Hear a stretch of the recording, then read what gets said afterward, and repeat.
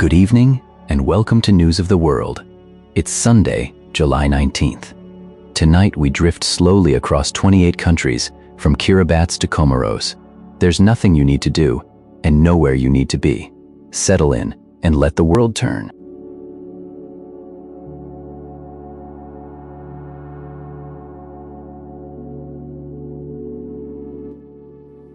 Kiribati sits at the heart of the world's largest tuna fishery, where the Pacific Ocean stretches vast and generous. For decades, the country has licensed its waters to distant fishing fleets, earning revenue that helps fund schools, clinics, and the everyday needs of a scattered nation.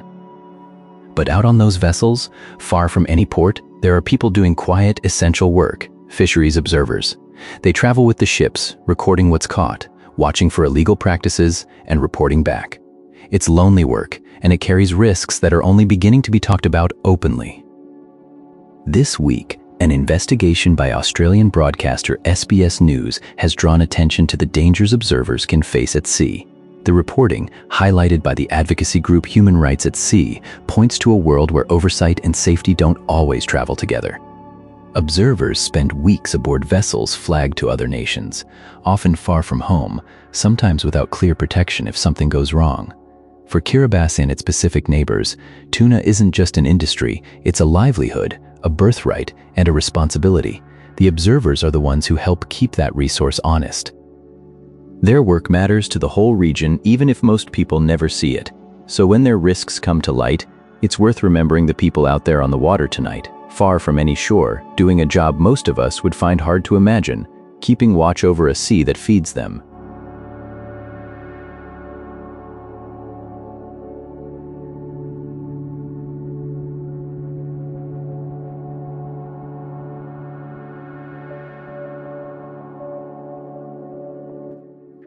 Ghana has long produced crude oil from fields off its western coast. Yet most of what fuels its cars, its generators, its daily life has arrived from somewhere else, refined abroad and shipped back home. That quiet imbalance carries a cost, not only in money, but in dependence, in waiting on others to finish what you started. Now a bet is being placed to change that. Plans are moving forward for Ghana's first privately owned oil refinery, a facility valued at nearly $2 billion. The goal behind it is straightforward and ambitious, to produce 70% of the country's fuel locally, within its own borders, on its own terms. For a nation that pumps crude but imports the finished product, a refinery is more than infrastructure. It is a kind of closing of a circle, taking what comes from Ghanaian soil and seeing it through to the last step. The scale of the investment tells you something about the scale of the ambition. There is always uncertainty with projects of this size. Construction timelines shift, markets move, but the direction is clear, and it points towards something many nations quietly strive for: the dignity of making what you need, where you live. If you're still with me, picture that: crude drawn from the sea, carried ashore, and turned into fuel without ever leaving home.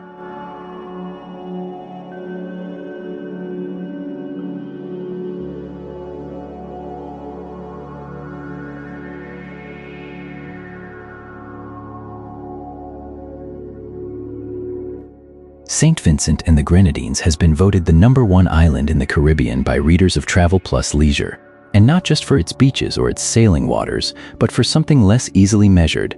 The same recognition named it the friendliest place in the region. That word, friendly, gets used a lot in travel writing, sometimes so much it loses its shape. But on a string of islands stretched between St. Lucia and Grenada, where the population is small and the pace of life follows the sea rather than the clock, it seems to mean something particular. It means the person selling mangoes at the market remembers your face. It means a stranger walks you to your door instead of pointing. It means hospitality isn't a service so much as a habit. These islands have known their share of difficulty, storms, the long recovery that follows, and perhaps that makes the warmth more striking, not less. You don't earn a reputation for kindness by being untouched by trouble. You earn it by how you carry on afterward. So if you're still with me, and your mind is drifting toward warmer latitudes, you could do worse than this scatter of islands in the southern Caribbean. Not because it's been given a prize, but because the people who live there seem to have decided quietly and long ago that visitors are simply neighbors who arrived from farther away.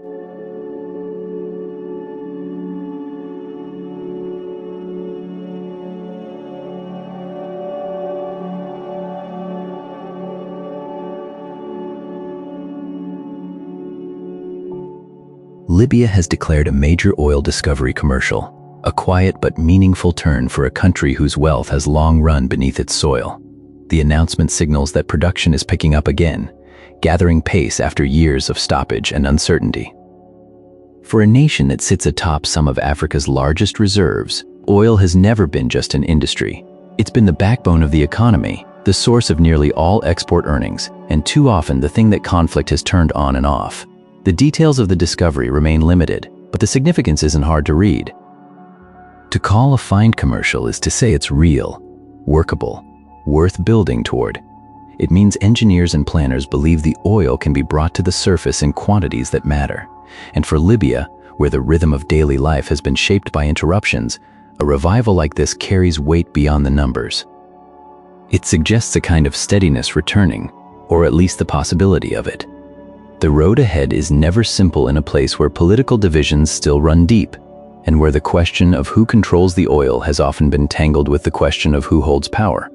Still, these days, there's movement. Pumps are turning. Fields long quiet are finding their voice again. And for the people who live along this stretch of North African coast, that's a sound worth hoping holds.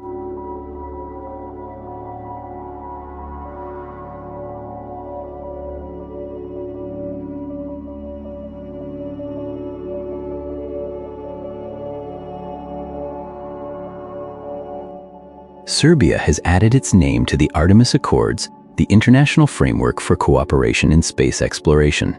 It's the kind of news that might pass quickly, a signing, a statement, a handshake.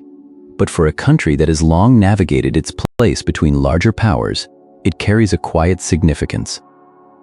The Accords lay out principles for how nations should behave beyond Earth, peacefully, transparently, with shared purpose. Serbia now joins the growing list of countries that have agreed to those terms. The United States Embassy in Belgrade welcomed the signing, noting it as a step toward deeper partnership. And that's perhaps what makes this worth carrying into the night. Not the technical details, not the rockets or the missions, but the gesture itself. A nation in the heart of the Balkans looking upward and choosing to be part of a shared human endeavor in the sky. Space can feel remote, the province of great powers and great budgets. But the Accords are really about something simpler, how we treat each other when we go somewhere new.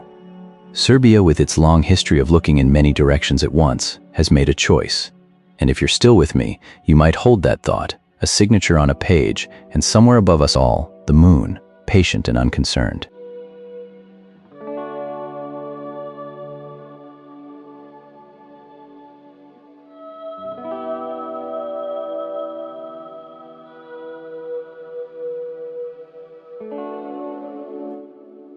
Albania has been quietly finding its way onto more travelers' maps, and now it's preparing for the next chapter. For years, this small country on the Adriatic and Ionian Seas has been one of the Mediterranean's best-kept secrets. Rocky coves, Ottoman-era towns, mountains that rise sharply from the coast. Visitor numbers have climbed steadily, and the government has begun introducing new rules for tourists, aligning its practices with European standards as the country moves closer to joining the European Union.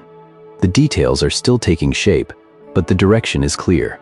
Albania wants to welcome the world without losing what makes it itself. That tension between openness and identity runs through other parts of Albanian life these days too. There have been protests, some tied to a planned luxury hotel development backed by American investors, others aimed more broadly at the government. Demonstrations have stretched on for weeks, and while they've drawn crowds, they've also shown the growing pains of a country figuring out what it wants to become. Meanwhile, there are quieter signs of change. Crime statistics point to a historic low in premeditated murders. Military cooperation with partner nations continues at a regional airbase. And in the long arc of history, Albanians can point to old alliances, like the one between Skanderbeg and Hungary's Hunyadi, as reminders that this country has long stood at the crossroads of Europe. Tonight, Albania sits at that crossroads again, weighing what to hold on to and what to let change.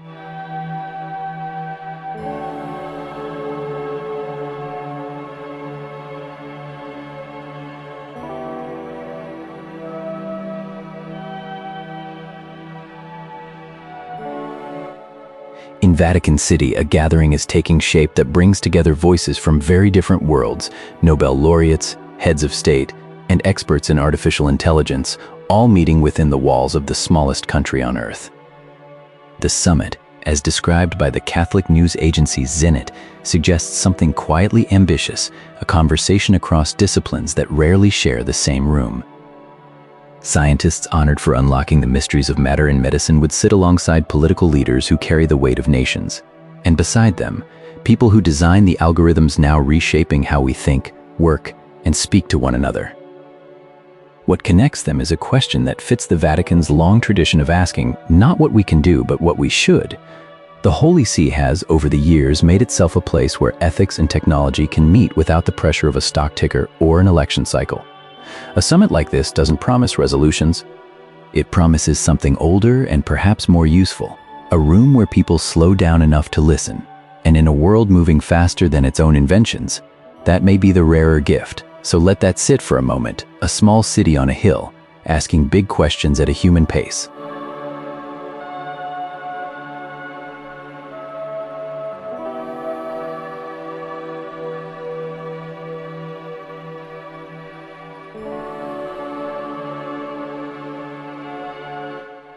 In Hungary this week, a quiet constitutional shift has brought a presidency to a close.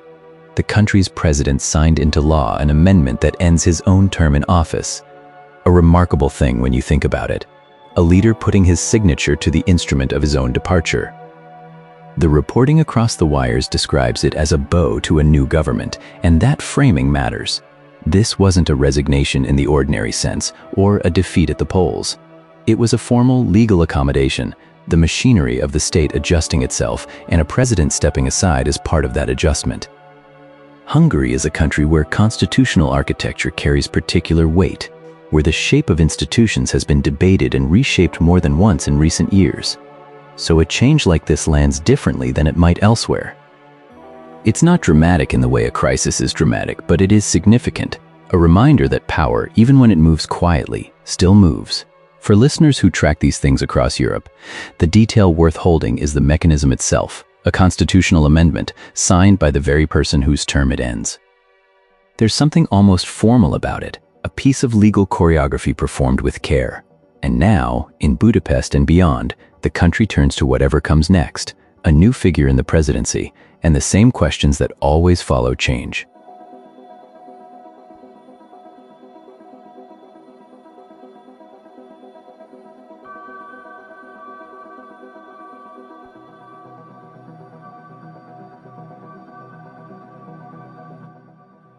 Czechia has lost a case at a European court in a matter that began with a single death and grew into something far larger.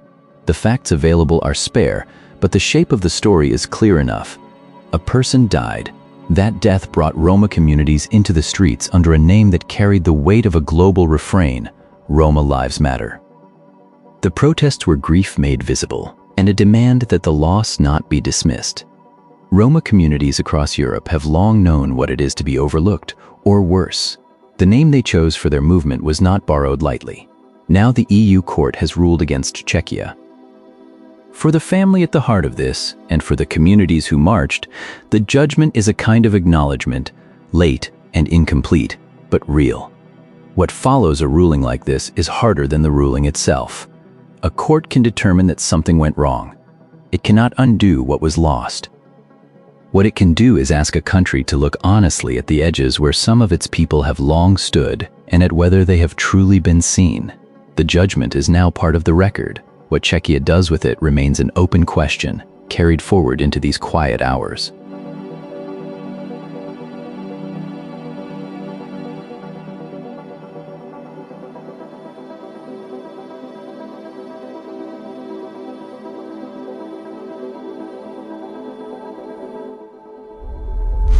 Micronesia, scattered across the western Pacific like green fragments on blue glass, depends on the sky to hold itself together. The distances between its island states are immense, and the aircraft that link them are lifelines as much as transport. This week, United Airlines introduced its Boeing 737 MAX 8 into service from Guam, the regional hub that connects many of these islands to one another and to the wider world. Guam sits just west of the Federated States of Micronesia, and for travelers from Chuuk or Pohnpei or Cosray, it's often the first stop on a longer journey or the last stop before home. A new aircraft on that route doesn't change the ocean between islands, but it shifts something quietly in the experience of crossing it. Newer engines, a newer cabin, the small comforts that matter more when your flight passes over nothing but open water for hours. For people across this region, air travel is not abstract. It's how families stay connected, how medical care is reached, how goods arrive. A change in the fleet, small as it sounds from far away, is felt in real ways here, in the seats, in the schedule, in the quiet reassurance that the route still runs.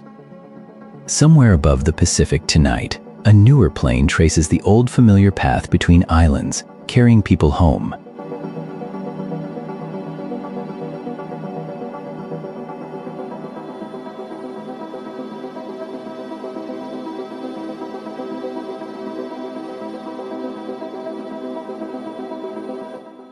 Zimbabwe holds some of the richest lithium deposits in Africa, and these days, that mineral matters more than ever. It's what the world needs for electric vehicle batteries, for phones, for the slow global shift toward cleaner energy. So, when the country's sole lithium salt plant opened, it carried a real promise that Zimbabwe might not just dig the ore from the ground, but process it into something more valuable before it leaves. But an official has acknowledged that the plant, Chinese-owned, cannot process metal from third parties. It handles only its own supply. Which means other miners, other operators working claims across the country, still have nowhere nearby to refine what they pull from the earth. It's the kind of limitation that sounds technical, but tells a larger story. Resource-rich nations have long wrestled with how much value they keep at home. Exporting raw ore brings one price. Processing it into battery-grade lithium salts brings quite another. And the gap between the two is where economies either grow or stay still. Zimbabwe has been pushing to keep more of that value inside its borders, encouraging processing, discouraging the export of raw ore. A single plant serving only itself doesn't quite meet that ambition yet. Still, the plant exists. The deposits are there.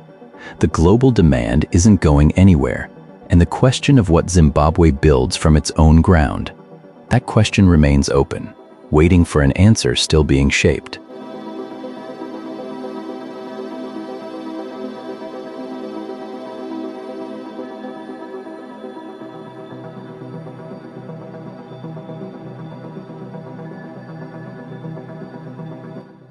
Rwanda sits at the heart of a region that has known its share of unrest. So when word comes of a peace agreement with its neighbor, the Democratic Republic of the Congo, it carries a quiet weight. Details remain limited, but a joint statement from the United States mission in Geneva confirms a formal step toward peace between the two nations. It is the kind of news that arrives not with a flourish, but with a steady, careful hope. For years, the eastern reaches of the Congo have seen friction and displacement, with various armed groups operating in the dense hills. A formal agreement between these neighboring governments suggests a willingness to ease those long-standing tensions. If you're still with me, you might wonder what this means for the people living along these borders. For them, it could mean a chance to farm, to trade, and to rest without the distant sounds of conflict. It is a diplomatic gesture, but diplomacy, at its best, is simply people trying to find a way to live beside one another without fear. As the night settles over the Great Lakes of East Africa, there is a breath of stillness here. The road ahead will require patience, but for now, there is simply the agreement itself, an open door left slightly ajar for a calmer morning.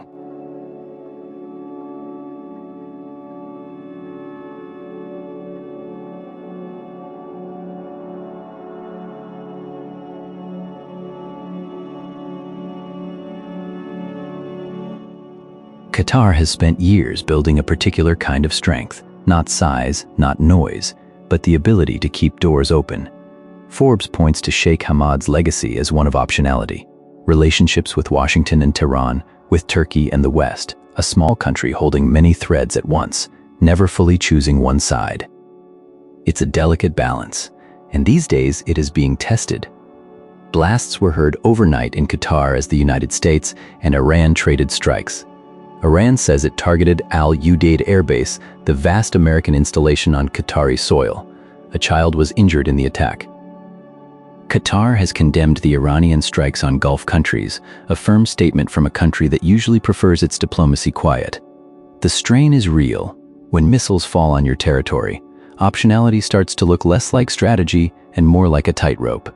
And yet Qatar keeps reaching out. Turkey's foreign minister is visiting for talks on regional security and strategic ties. The threads are still being held one by one. What happens next may depend on whether a small country can keep its balance in a region that keeps shifting beneath it. For now, the doors remain open, though the wind through them is harder than it used to be.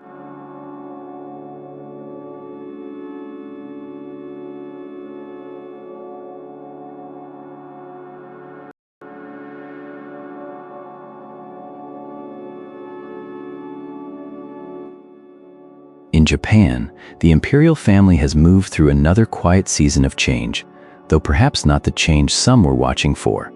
The government has revised rules governing the imperial household, adjusting certain restrictions around marriage, but the question of who can ascend the throne remains unchanged. Women are still excluded from the line of succession. This matters more than it might at first appear. Japan's imperial family is small and shrinking. When a princess marries outside the family, she has long been required to leave it. The recent reforms touch on that, loosening some of what marriage means for those born into the household. But the deeper question, whether a woman could one day reign, was left untouched. There are voices in Japan who have argued for years that this must change. And there are voices now warning that a law held in place without genuine public backing could weaken the very institution it's meant to protect. It's a delicate balance. Japan tends to move slowly with things tied to tradition and identity, and the imperial family sits at the center of that, not political, exactly, but deeply cultural. A thread running through centuries tonight, that thread has been adjusted at the edges. Its shape remains as it was. And the conversation about what it might one day become is still, quietly, open.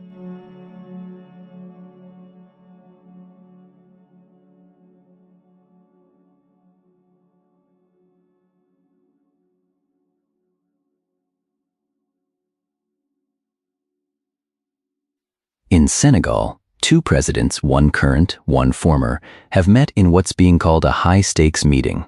President Bassirou Diomaye Faye and former President Macky Sall came together in Dakar, a city that had already been stirred by Sall's return. He'd been away on a campaign trail connected to the United Nations. When he came home, supporters gathered in the capital to welcome him. And waiting for him was the man who now holds the office he once occupied. What passed between them hasn't been made public. But the meeting itself tells you something. Political transitions are rarely smooth anywhere, and in West Africa they can be especially fraught. Here, the gesture was to sit down, not to shout, not to maneuver from a distance, but to talk face to face. Senegal has long carried a democratic tradition that runs deeper than in many of its neighbors. Leaders come and go through elections, power changes hands, and the country by and large keeps its footing. Whether this meeting eases the tensions between the old administration and the new, or simply acknowledges them, is something only time will tell. But for now, the fact of it, two presidents, one table, one conversation, is its own kind of answer.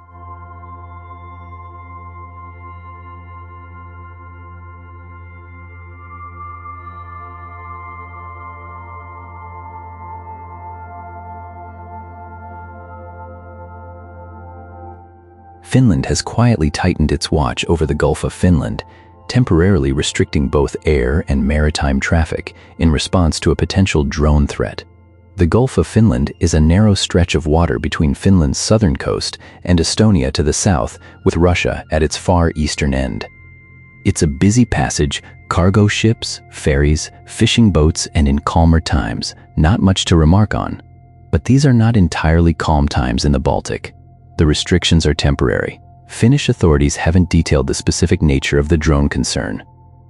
What we know is that they deemed the potential threat serious enough to pause the ordinary flow of traffic. Ships and aircraft asked to hold, to wait, to let the watch do its work.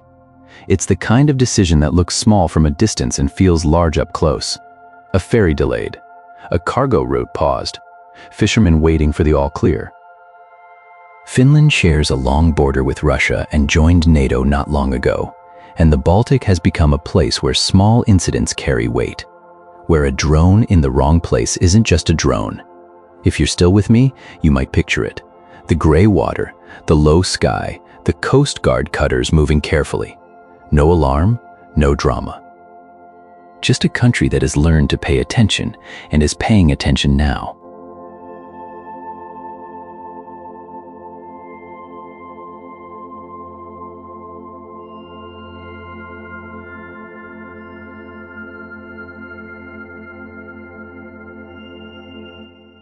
Togo has done something quiet but meaningful this week. The small West African nation tucked between Ghana and Benin along the Gulf of Guinea has introduced visa-free entry for visitors.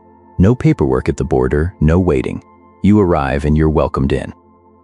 It's the kind of decision that doesn't make a lot of noise, but it shifts something real. For a country whose coastline holds just over 50 kilometers of beach, whose inland hills rise toward coffee and cocoa country, whose markets in Lomé have long drawn traders from across the region, opening the door a little wider makes a kind of sense. Travel across Africa has often meant navigating a tangle of visa requirements, each country with its own rules, its own fees, its own queues.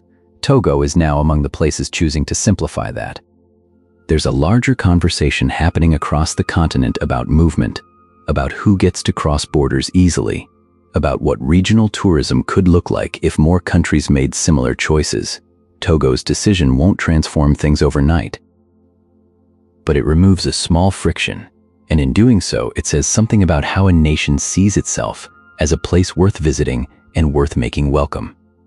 If you're still with me, picture that arrival, the warm air off the Atlantic, the capital spreading out under baobab trees, and now one fewer line to stand in. A small door opened. A country saying, "Come and see."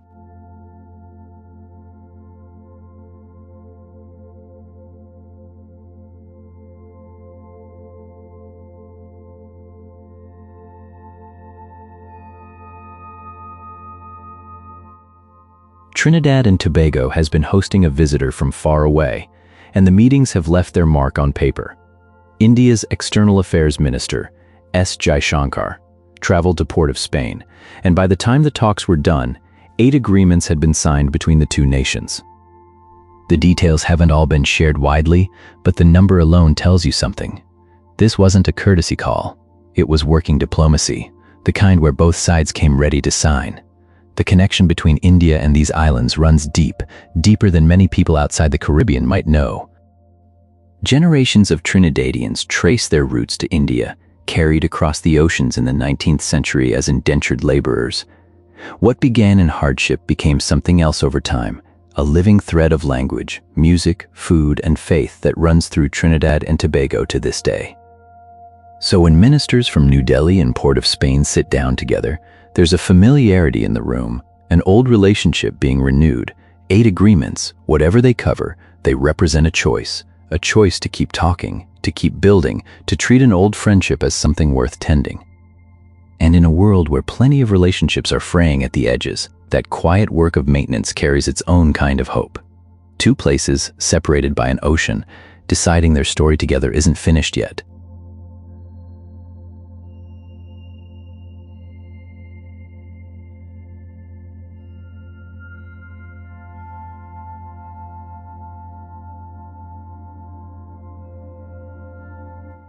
Djibouti sits at one of the busiest crossroads on Earth, the narrow mouth of the Red Sea, where ships pass between the Indian Ocean and the Suez Canal.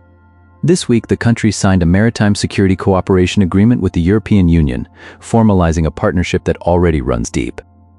The EU's foreign policy chief, Kaja Kallas, traveled to Djibouti to visit EUNAVFOR ASPIDES, the European naval mission working to protect shipping in these waters. Alongside the cooperation agreement, the two sides signed a status of forces deal, the kind of legal framework that spells out how foreign military personnel operate on a host nation's soil. For a small country, Djibouti carries remarkable strategic weight. Several foreign militaries already maintain bases there, drawn by the same geography that makes its ports so valuable. The new agreements don't reshape that landscape, but they confirm Djibouti's role as a steady partner in keeping one of the world's most important waterways secure. All of this comes as the country navigates harder currents at home. The UN has flagged a sharp spike in hunger. And Djibouti's defense minister, Borhan, has died in a Paris hospital, a loss that falls heavily on a nation managing so many commitments at once. Through it all, Djibouti holds its place, a quiet anchor at the edge of the Red Sea, steady in the current.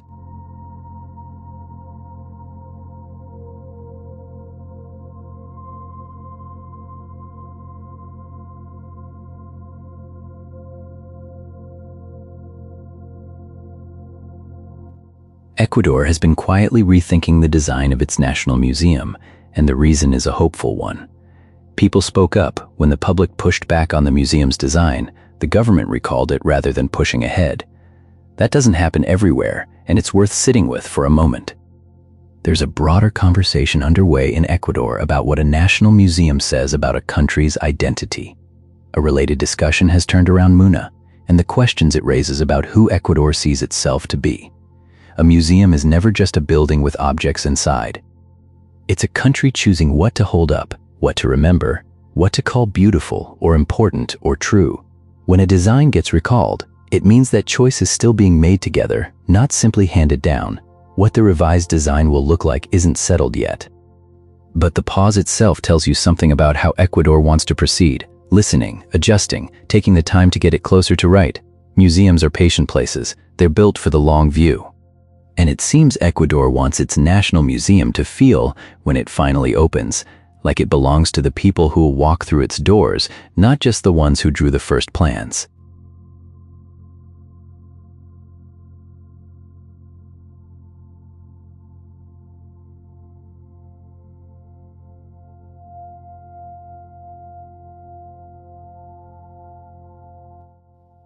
Paraguay and Brazil are now physically joined by the Bioceanic Bridge, a structure whose name carries the ambition behind it. The idea is a corridor linking two oceans, Atlantic and Pacific, across the heart of South America. For a landlocked country like Paraguay, a bridge is never just a bridge, it's a door. It's a way to move goods, to move people, to reach markets and coastlines that once felt distant. The crossing connects Paraguayan and Brazilian soil directly, and the milestone is a quiet one. No fanfare that reaches the world's front pages, but something real and lasting for the communities on either side. Think of the truck drivers who once waited at ferries, the families separated by a river, the farmers looking for a faster route to port. The Bioceanic Corridor has been talked about for years as a transformative project for the region, and this bridge is one more piece of it becoming real. If you're still with me, picture that stretch of water, the kind that used to divide, now crossed by concrete and cable, steady under whatever traffic comes. Paraguay has long sat between larger neighbors, sometimes overlooked, finding its own way. These days, it builds outward, one span at a time.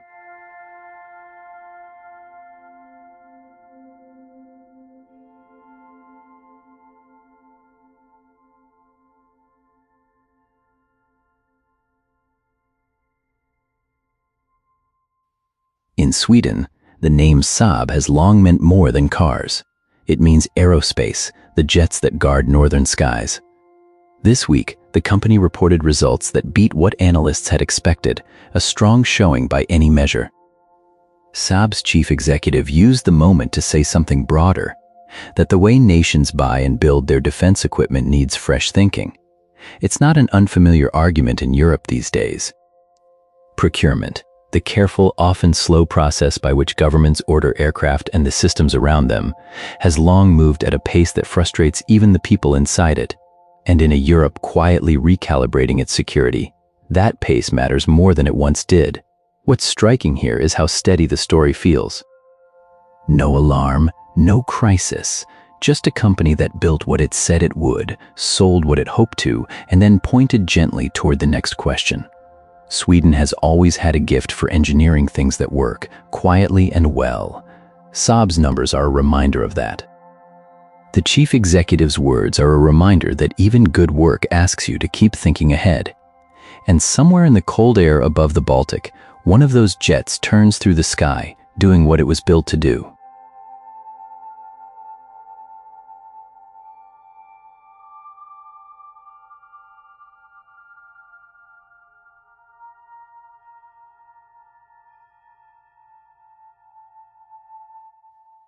Nauru sits in the deep Pacific, a single raised coral island covering just 21 square kilometers, home to roughly 10,000 people.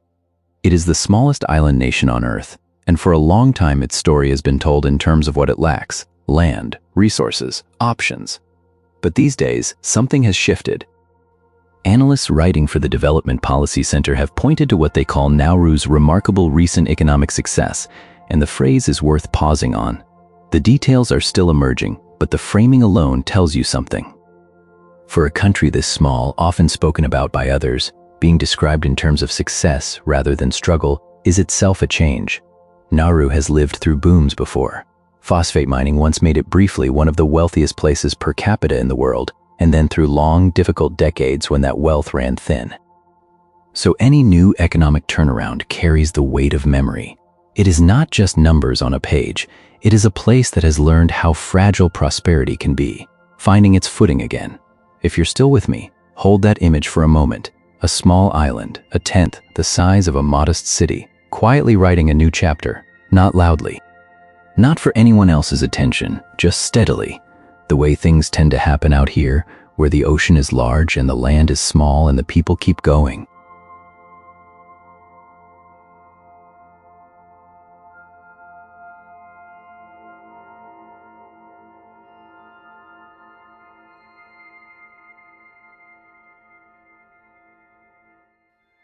Ukraine is moving on two fronts this week, one outward and one within. Outward, Ukrainian drones have struck deep into Russian territory, hitting warehouses and oil sites in what international reports describe as the deadliest such attacks inside Russia in 2 years. At least 8 people were killed, dozens wounded. Warehouse workers were among the dead, a detail that sits heavily, whatever one's vantage on this war. At the same time, inside Ukraine itself, protests have stretched into a third day. Public anger has turned toward the country's top military commander, and President Volodymyr Zelensky is said to be weighing changes within the army's leadership. It is a delicate moment. Trust and patience, worn thin by years of fighting, are showing their edges.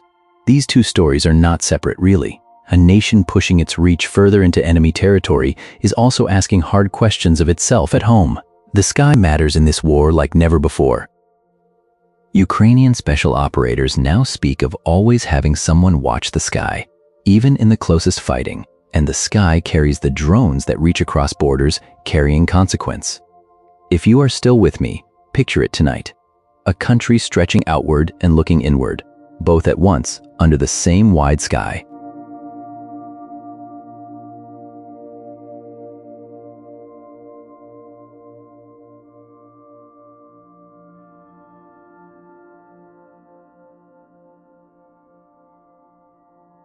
Palau, one of the handful of nations that still recognizes Taiwan, is preparing to welcome Vice President H. Xiao.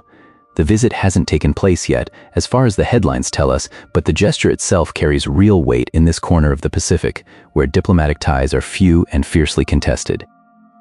Taiwan's vice president has spoken recently about China suppressing Taiwan everywhere, pointing to pressure even in places like Papua New Guinea. And Taiwan has been working to hold on to its role as a development partner at the Pacific Islands Forum, despite efforts to push it aside. Against that backdrop, a visit to Palau is more than ceremony. Palau is one of the places that has held firm, and a visit like this says quietly that the relationship still matters. What that means for the people of Palau, whether it brings investment, cooperation, warmth between leaders, the headlines alone don't tell us. But if you know anything about this part of the world, you know that friendships between small nations are never taken for granted. They're kept, tended, reaffirmed, and sometimes that looks like a vice president getting on a plane and crossing a great deal of ocean to say so in person.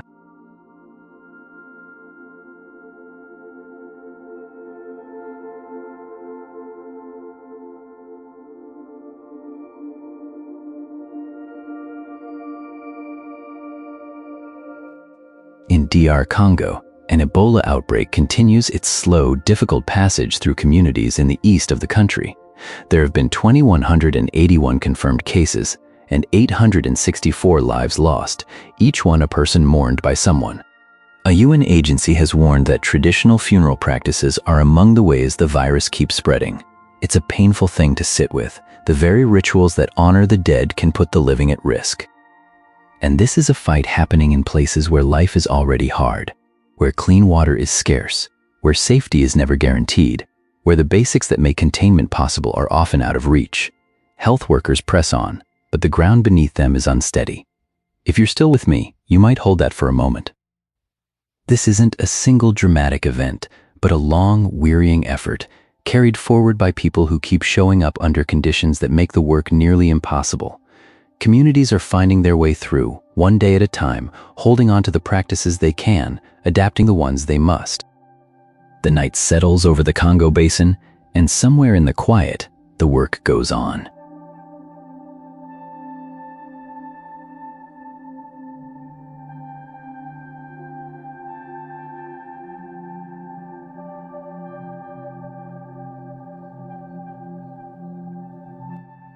Jordan has found itself drawn into a conflict it did not choose. Somewhere in its desert, where American forces have long maintained a presence, an Iranian missile strike reached a U.S. base. 2 American service members were killed, another remains missing.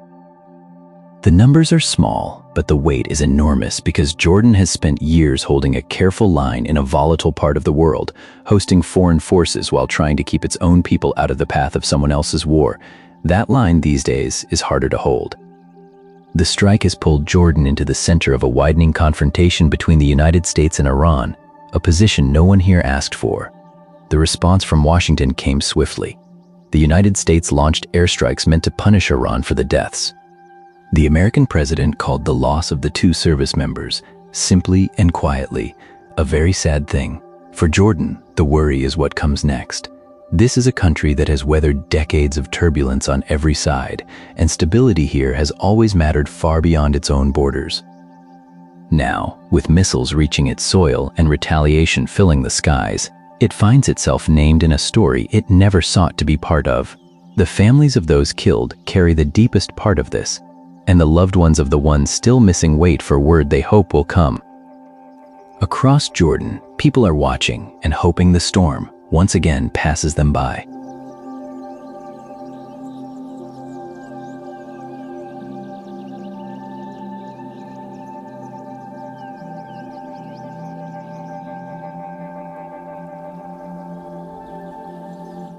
Comoros sits out in the Indian Ocean like a small green secret, volcanic islands most of the world never quite hears about. Tonight, the story from here is about a door reopening. For 4 years, there have been no direct flights between Comoros and its much larger neighbor, Madagascar. That gap matters more than you might think. These are islands that share an ocean, a region, and long stretches of history, and yet to travel between them, you would have had to go the long way round through somewhere else. Now the direct route is back. It is the kind of news that sounds small in a headline and large in a life. For families split across that stretch of water, it means a shorter journey home. For traders, it means goods can move again without the detour. And for travelers, the slower kind, the ones who like to move between places rather than over them, it raises a quiet hope that island hopping across this corner of the Indian Ocean might become possible again. Tourism here has never been about crowds. It is more modest than that. Fishing villages, old ports, the smell of cloves and ylang-ylang drifting on warm air. Whether this restored link becomes a new era or simply a long overdue return, no one can say yet. But the planes are flying again between 2 neighbors who had grown too far apart. And sometimes that is the whole story. And that's the world for tonight. Wherever you are, whatever tomorrow holds, rest easy. The world will keep turning slowly while you sleep, and we'll take another quiet trip around it tomorrow night. Good night.